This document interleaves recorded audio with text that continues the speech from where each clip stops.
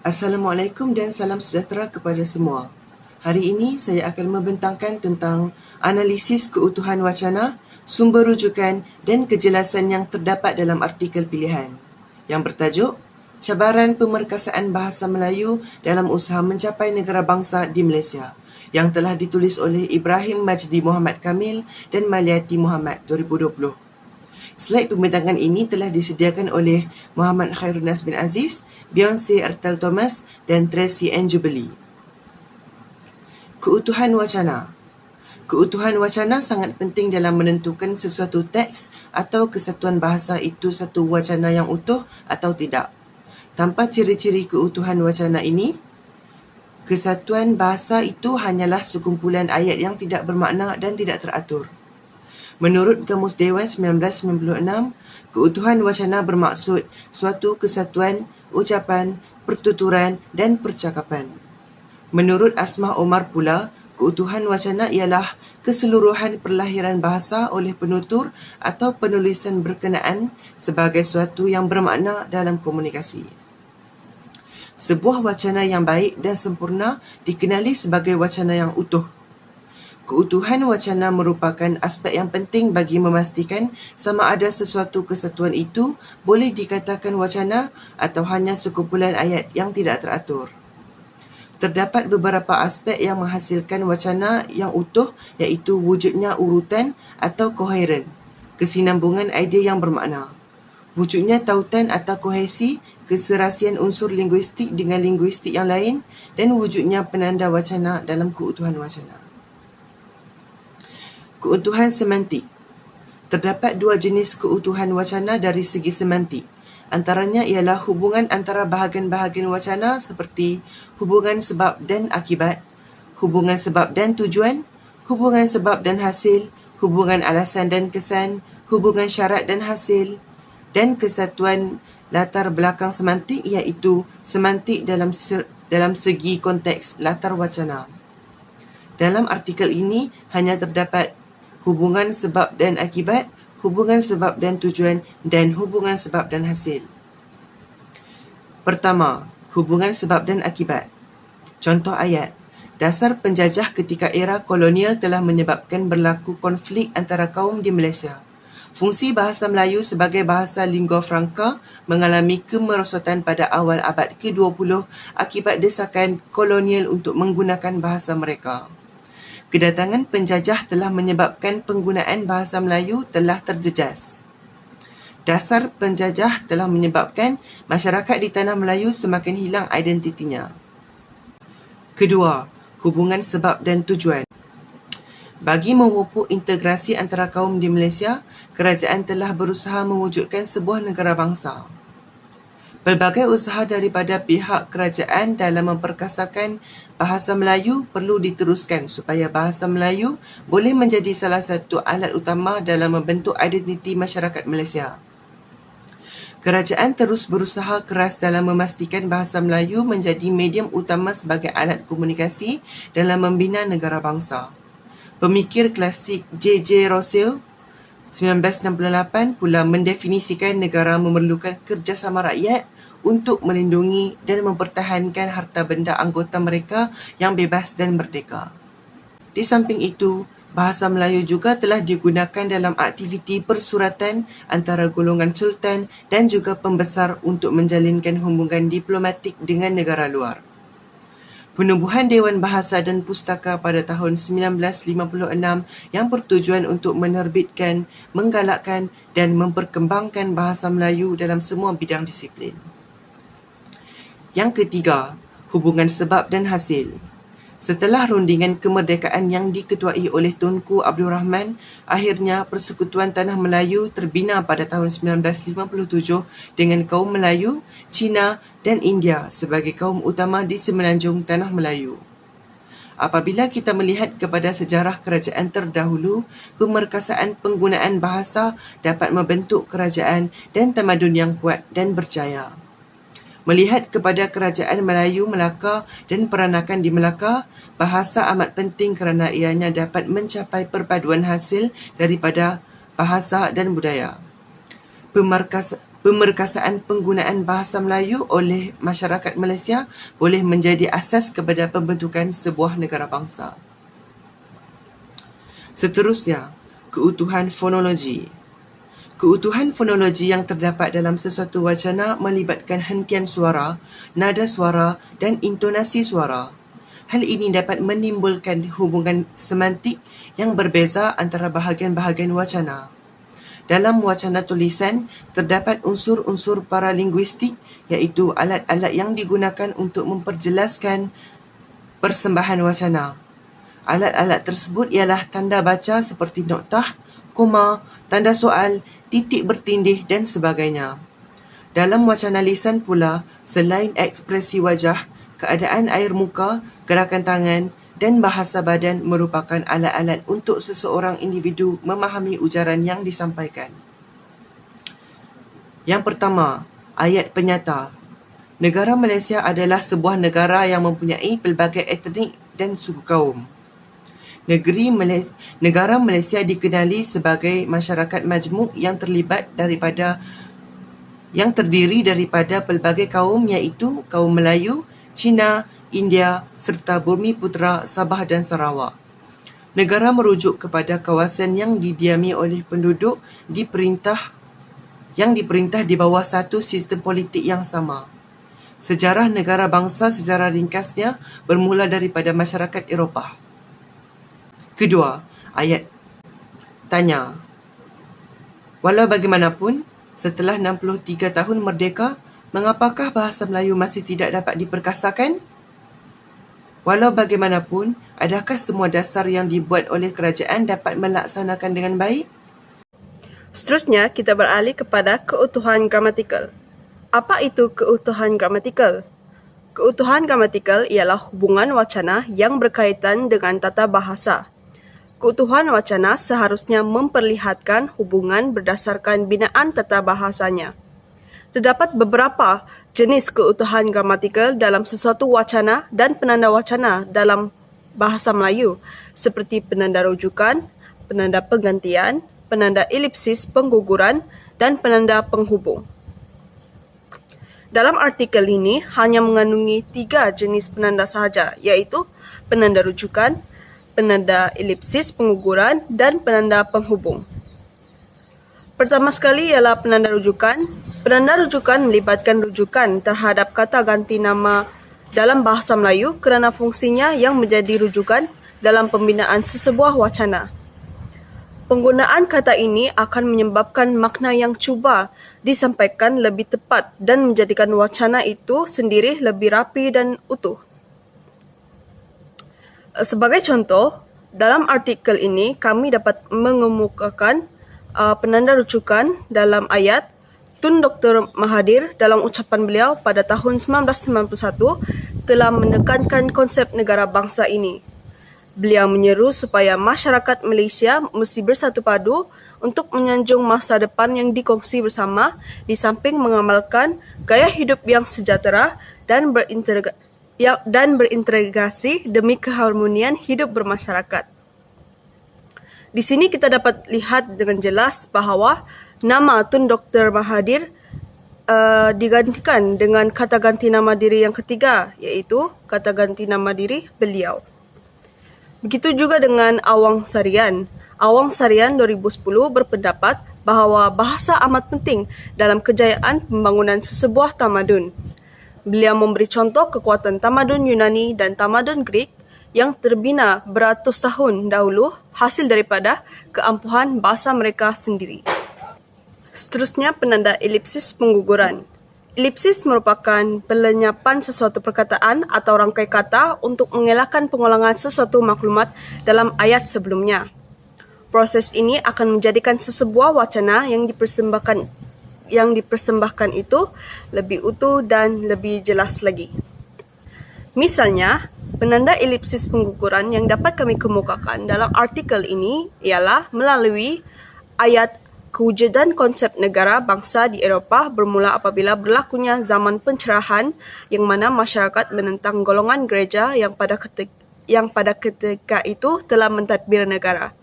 Penentangan tersebut telah mewujudkan pentadbiran berbentuk sekular, iaitu pengasingan kuasa antara gereja dengan pentadbiran negara. Di sini kita dapat lihat dengan jelas bahawa penanda elipsis pengguguran dalam ayat ini ialah penentangan tersebut. Penentangan tersebut digantikan dengan penyataan masyarakat menentang golongan gereja yang pada ketika itu telah mentadbir negara. Selain itu, penanda elipsis pengguguran dapat dikemukakan dalam ayat sepanjang proses pembinaan negara bangsa, bahasa Melayu telah diangkat sebagai bahasa rasmi seperti yang termaktub dalam perkara 152 Perlembagaan Persekutuan. Hal ini jelas menunjukkan struktur bahasa Melayu digunakan sebagai bahasa pengantar tunggal dalam sistem pendidikan kebangsaan, sekaligus meletakkan bahasa Melayu sebagai maruah dan citra negara. Di sini kita dapat lihat dengan jelas bahawa hal ini jelas merupakan penanda elipsis pengguguran bagi penyataan sepanjang proses pembinaan negara bangsa, bahasa Melayu telah diangkat sebagai bahasa rasmi seperti yang termaktub dalam perkara 152 Perlembagaan Persekutuan. Tambahan lagi, penanda wacana elipsis pengguguran yang dapat kami kemukakan dalam artikel ini ialah melalui ayat kerajaan terus berusaha keras dalam memastikan bahasa Melayu menjadi medium utama sebagai alat komunikasi dalam membina negara bangsa. Hal ini selaras dalam usaha untuk melahirkan satu bangsa, satu bahasa dan merealisasikan dasar kerajaan, iaitu memartabatkan bahasa Melayu, mengukuhkan bahasa Inggeris. Di sini kita dapat lihat bahawa penanda wacana elipsis yang dapat kami kemukakan ialah hal ini selaras. Yang ketiga ialah penanda penghubung. Penanda penghubung berfungsi sebagai penjalin unsur-unsur empat linguistik seperti perkataan, frasa atau ayat yang terdapat dalam kesatuan wacana. Kata penghubung yang digunakan dapat memperlihatkan pertalian dan pertautan antara ayat-ayat atau perenggan-perenggan dalam wacana dan menjadikan wacana tersebut bermakna dan utuh. Terdapat beberapa jenis penanda penghubung dalam bahasa Melayu, iaitu penghubung tambahan, penghubung tentangan dan penghubung musabab. Hanya penghubung tambahan dan musabab yang terdapat dalam artikel ini. Penghubung tambahan memberikan maklumat tambahan sesuatu perkara yang diperkatakan sebelumnya. Antara kata hubung tersebut ialah sebelum, selepas, kemudian, berikutnya, di samping itu, selanjutnya, malahan, tambahan pula dan sebagainya. Penanda penghubung tambahan yang dapat kami kemukakan dalam artikel ini ialah melalui ayat pembentukan negara bangsa memerlukan masyarakat di dalam Malaysia mempunyai rasa hegemoni dengan masyarakat Malaysia yang lain. Sebelum perbincangan lebih lanjut berkenaan topik utama, perlulah didedahkan dengan konsep negara bangsa. Di sini kita dapat lihat bahawa penanda penghubung tambahan dalam ayat ini ialah sebelum perbincangan lebih lanjut berkenaan topik utama. Selain itu, penanda penghubung tambahan yang dapat kami kemukakan ialah melalui ayat setelah rundingan kemerdekaan yang diketuai oleh Tunku Abdul Rahman, akhirnya Persekutuan Tanah Melayu terbina pada tahun 1957 dengan kaum Melayu, Cina dan India sebagai kaum utama di Semenanjung Tanah Melayu. Di sini kita dapat lihat bahawa penanda penghubung tambahan yang dalam ayat ini ialah setelah rundingan kemerdekaan yang diketuai oleh Tunku Abdul Rahman. Di samping itu, penanda penghubung tambahan yang dapat kami kemukakan dalam artikel ini ialah melalui ayat di Malaysia pula, konsep negara bangsa hanya bermula pada era kolonial terutamanya pada era kolonial British. Walau bagaimanapun, perjuangan negara bangsa pada masa itu berbeza dengan pembentukan negara bangsa kini. Di sini kita dapat lihat dengan jelas bahawa penanda penghubung tambahan dalam ayat ini ialah walau bagaimanapun. Penanda penghubung tambahan juga dapat dapati dalam ayat Melaka menguasai alam Melayu ketika itu sebagai salah satu pelabuhan yang banyak didatangi oleh orang luar, termasuk pedagang daripada India, China dan Arab. Malah kesannya masih boleh dilihat sebagai ke hari ini. Penanda penghubung tambahan dalam ayat ini ialah malah.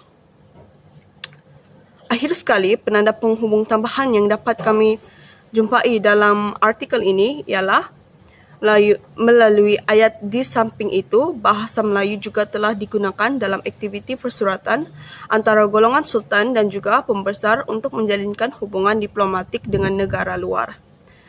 Di sini kita dapat lihat dengan ketara bahawa penanda penghubung tambahan dalam artikel ini, dalam ayat ini ialah di samping itu.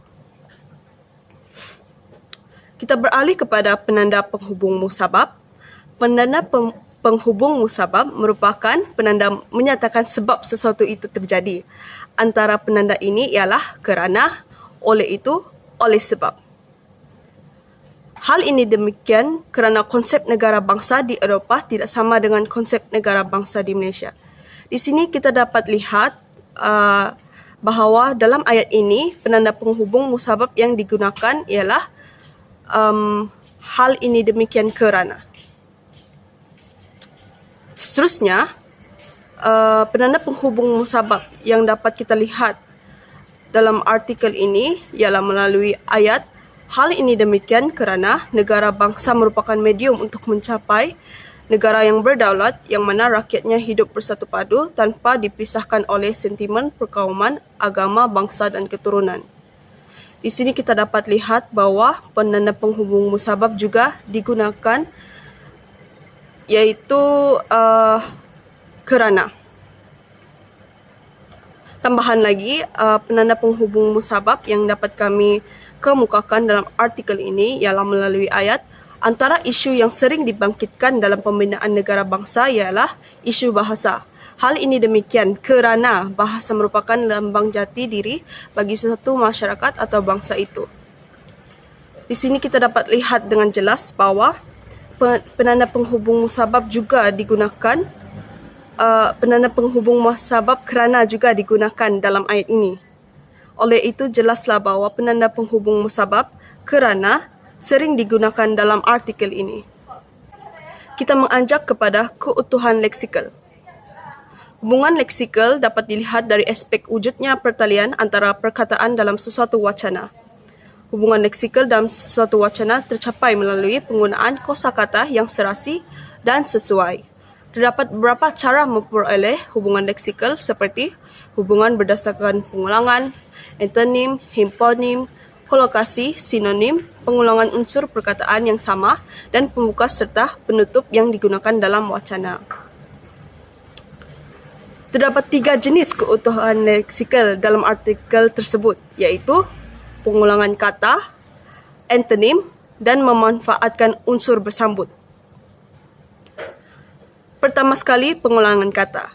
Pengulangan kata iaitu merujuk kepada pengulangan unsur atau kata yang sama. Setiap perkataan diulang secara penuh tanpa melakukan sebarang perubahan. Sebagai contoh, kami dapat mengemukakan pengulangan kata dalam artikel ini melalui ayat memperkasakan bahasa Melayu bermaksud menjadikan bahasa itu hebat dan dominan. Pemerkasaan sesuatu bahasa itu juga bermaksud memberikan peranan kepada bahasa Melayu untuk digunakan dalam semua bidang dan semua peringkat daripada yang paling rendah ke peringkat yang paling tinggi, daripada komunikasi sosial yang kepada komunikasi formal dalam bidang-bidang seperti pentadbiran, perniagaan, undang-undang dan bidang-bidang profesional yang lain. Di sini kita dapat lihat dengan jelas bahawa pengulangan kata bermaksud diulang lagi dalam pernyataan seterusnya, iaitu juga digunakan perkataan bermaksud. Kedua, keutuhan leksikal antonim, iaitu perkataan yang berlawanan maksud. Kita dapat lihat antonim digunakan melalui ayat Apabila melihat kepada zaman kerajaan Melayu Melaka, iaitu pada era penggunaan bahasa Melayu klasik, fungsi bahasa Melayu sebagai lingua franca bukan hanya untuk berkomunikasi saja, tetapi telah menjadi bahasa ilmu pengetahuan. Di sini kita boleh lihat perkataan berkomunikasi berlawanan maksud dengan bahasa ilmu pengetahuan. Akhir sekali, keutuhan leksikal memanfaatkan unsur bersambut. Kita dapat lihat keutuhan leksikal memanfaatkan unsur bersambut melalui ayat untuk membentuk negara bangsa yang sesuai dengan Malaysia. Penulis ingin menggunakan pendekatan konsep pemerkasaan penggunaan bahasa Melayu sebagai konsep utama untuk membina negara bangsa Malaysia. Di sini kita dapat lihat dengan jelas bahawa penyataan untuk membentuk negara bangsa yang sesuai dengan Malaysia itu disambut oleh penyataan yang seterusnya, iaitu penulis ingin menggunakan pendekatan konsep pemerkasaan penggunaan bahasa Melayu sebagai konsep utama untuk membina negara bangsa Malaysia. Selain itu, penyataan dalam penulis ingin menggunakan pendekatan konsep itu memberi manfaat kepada penyataan yang sebelumnya. Sumber rujukan. Artikel yang dipilih mempunyai pelbagai sumber rujukan. Yang pertama, buku. Contoh, Abdul Rahman Embong, 2015, Negara Bangsa, Proses dan Perbahasan, edisi kedua, Bangi, Penerbit Universiti Kebangsaan Malaysia.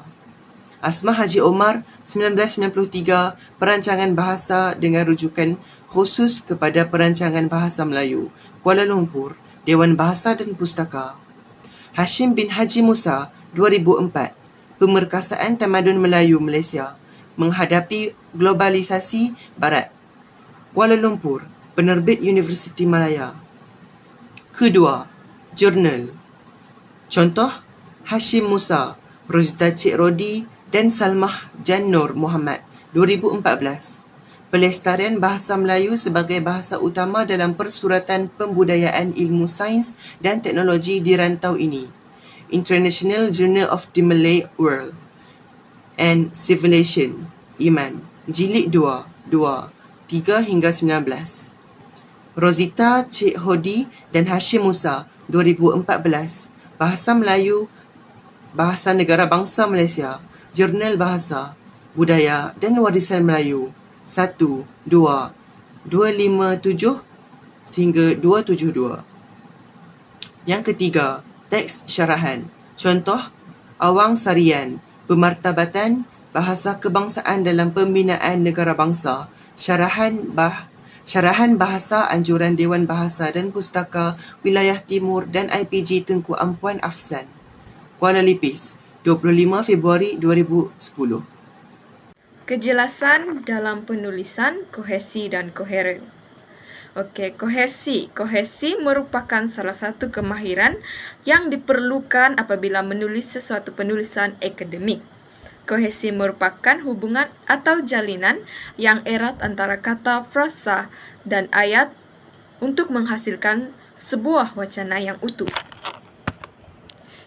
Seterusnya, contoh-contoh kohesi yang dapat kita lihat dalam artikel ini ialah Awang Sarian 2010 berpendapat bahawa bahasa amat penting dalam kejayaan pembangunan sesebuah tamadun. Beliau memberi contoh kekuatan tamadun Yunani dan tamadun Greek yang terbina beratus tahun dahulu hasil daripada keampuhan bahasa mereka sendiri. Okey, apa ya kohesi yang dapat kita lihat di sini ialah kohesi leksikal, kolokasi yang berkaitan, iaitu di antara tamadun dan bahasa. Seterusnya ialah dasar penjajah telah menyebabkan masyarakat di tanah Melayu semakin hilang identitinya. Perkara ini dapat dilihat apabila penggunaan bahasa Inggeris telah menjadi bahasa utama dan digunakan secara meluas, terutama dalam sektor pendidikan dan pentadbiran ketika zaman penjajahan Inggeris.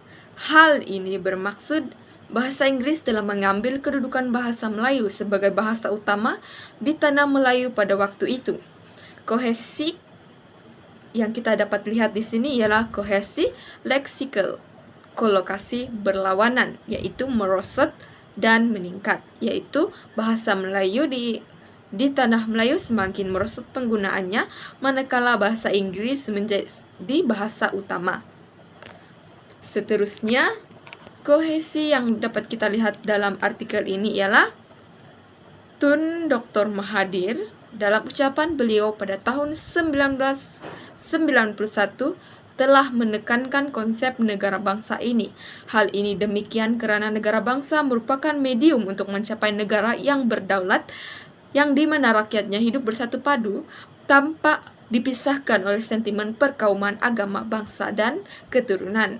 Beliau menyeru supaya masyarakat Malaysia mesti bersatu padu untuk menyanjung masa depan yang dikongsi bersama, di samping mengamalkan gaya hidup yang sejahtera dan berintegrasi demi keharmonian hidup bermasyarakat. Kohesi yang dapat kita lihat di sini ada dua, yaitu kohesi gramatikal penggantian dan kohesi gramatikal penghubung. Kohesi gramatikal penggantian yang dapat kita lihat di sini ialah kata ganti nama diri, yaitu Tun Dr. Mahathir diubah menjadi beliau. Sementara kohesi gramatikal penghubung pula ialah kata hubung yang digunakan dalam ayat tersebut, yaitu dan. Contoh seterusnya yang dapat kita lihat dalam artikel ini ialah sepanjang proses pembinaan negara bangsa, bahasa Melayu telah diangkat sebagai bahasa rasmi seperti yang termaktub dalam perkara 152 Perlembagaan Persekutuan. Hal ini jelas menunjukkan struktur bahasa Melayu digunakan sebagai bahasa pengantar tunggal dalam sistem pendidikan kebangsaan, sekaligus meletakkan bahasa Melayu sebagai marwah dan citra negara. Kohesi yang dapat kita lihat di sini ialah kohesi pengguguran elipsis, di mana ia menggugurkan ayat pertama di ayat kedua dan menggantikannya dengan hal ini, di mana hal ini merujuk kepada ayat yang pertama, yaitu sepanjang proses pembinaan negara bangsa, bahasa Melayu telah diangkat sebagai bahasa rasmi seperti yang termaktub dalam perkara 152 Perlembagaan Persekutuan. Contoh seterusnya pula yang dapat kita lihat dalam artikel ini ialah kerajaan terus berusaha keras dalam memastikan bahasa Melayu menjadi medium utama sebagai alat komunikasi dalam membina negara bangsa. Hal ini selaras dalam usaha untuk melahirkan satu bangsa, satu bahasa, dan merealisasikan dasar kerajaan, yaitu memartabatkan bahasa Melayu dan mengukuhkan bahasa Inggris. Kohesi yang ada dalam ayat ini ialah kohesi pengguguran elipsis. Sama juga seperti contoh yang telah saya kemukakan tadi. Ia menggugurkan ayat pertama dan menggantikannya dengan hal ini. Hal ini merujuk kepada perkara yang disebutkan sebelum ayat tersebut. Seterusnya ialah koheren. Koheren merupakan kesinambungan idea yang terdapat dalam suatu wacana sehingga menjadikan teks tersebut bermakna. Koheren juga adalah kesepaduan antara satu bahagian dengan bahagian yang lainnya sehingga ayat-ayat ini memiliki kesatuan makna yang utuh, dan perkara ini telah dikemukakan oleh Mulyana tahun 2005. Mari kita lihat contoh-contoh artikel, contoh-contoh ayat dalam artikel ini yang menunjukkan koheren. Yang pertama ialah bagi memupuk integrasi antara kaum di Malaysia, kerajaan telah berusaha mewujudkan sebuah negara bangsa. Salah satu kaedah yang penting dalam mewujudkan negara bangsa adalah menerusi penggunaan satu bahasa yang sama, yaitu bahasa Melayu. Di sini kita dapat lihat kesinambungan di antara ayat pertama dengan ayat kedua yang membincangkan tentang bagaimana untuk memupuk integrasi kaum untuk mewujudkan sebuah negara bangsa. Contoh seterusnya yang dapat kita lihat ialah pelbagai usaha telah dilakukan kerajaan dalam usaha untuk memartabatkan bahasa Melayu. Antaranya dengan mewujudkan undang-undang dan akta khas mengenai bahasa Melayu, penghasilan penulisan dalam pelbagai bidang dalam bahasa Melayu dan menubuhkan penubuhan sekolah wawasan.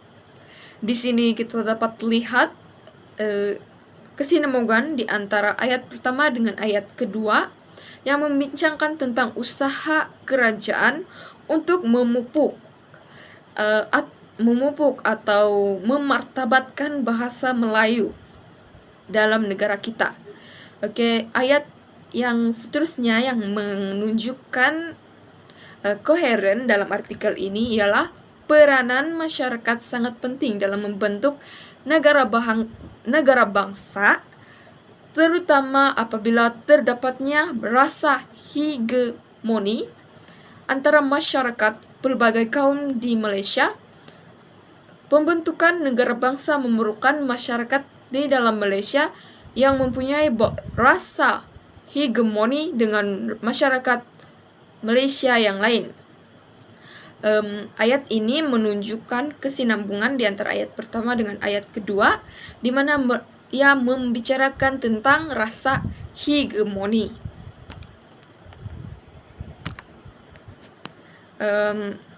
Contoh seterusnya koheren yang dapat kita lihat dalam artikel ini ialah seperti yang kita tahu, rukun negara boleh menyemai semangat kenegaraan dalam diri masyarakat. Secara tidak langsung, pengenalan rukun negara dilihat sebagai satu alat untuk membentuk negara bangsa. Di sini kita dapat melihat kesinambungan di antara ayat pertama dengan ayat kedua, di mana ia membincangkan tentang rukun negara yang dapat menyemai semangat kenegaraan dalam diri masyarakat. Contoh seterusnya yang dapat kita ambil daripada artikel ini ialah bahasa bukanlah alat komunikasi untuk berhubung semata-mata, tetapi ianya berfungsi sebagai lambang identiti sebuah negara yang mampu melahirkan semangat kekitaan, kebangsaan dan perpaduan dalam kalangan masyarakat. Dalam kalangan masyarakat, justru peranan bahasa perlu dilihat dengan lebih meluas. Di sini kita dapat melihat kesinambungan di antara dua ayat ini, yaitu yang membincangkan tentang bahasa ini bukanlah alat untuk berhubung semata-mata, tetapi merupakan lambang identiti dan juga sebagai alat untuk kita menyemai semangat kekitaan, kebangsaan, dan perpaduan di kalangan masyarakat. Oleh itu, peranan bahasa perlu dilihat dengan lebih meluas. Sekian sahaja pembentangan daripada kami semua. Terima kasih.